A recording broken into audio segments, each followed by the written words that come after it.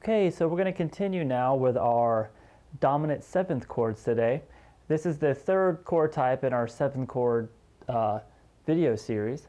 Now, this one's going to work the same way. We're starting with a form A off of this C on the fifth string. And using that, before we had a major seventh shape off of that fifth string C, then a minor seventh shape off of it, and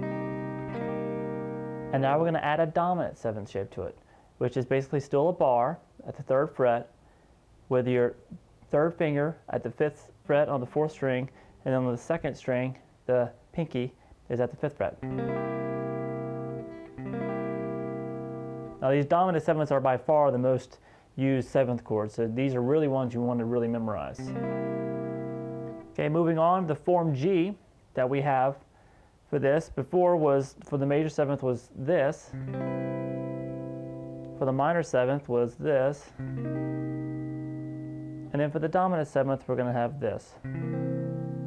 Basically these four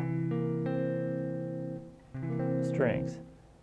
8th fret with your third finger, 7th fret with your second, the 8th fret on the fourth string with your pinky, and then way back here on the 5th fret on the third string we have the full dominant seventh chord.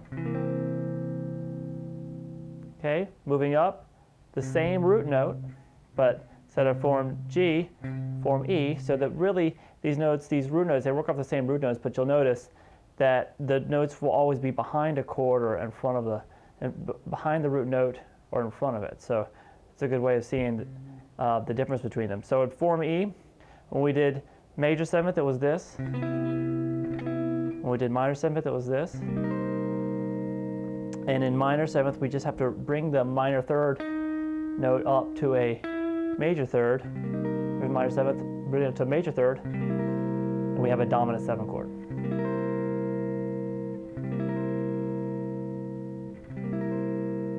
Okay, just follow along on the sheet. I'm expecting everybody to have the sheet. That's why I'm flying through these things. All right, and the shape, now we move to the shape form D, which is off the fourth string. And here was the major seventh one. Here was a minor seventh. And here's the dominant seventh. We have first finger, 10th fret. On the third string, we have the third finger, 12th fret. Second string, second finger, 11th fret. And then on the first string, your pinky on the 12th fret.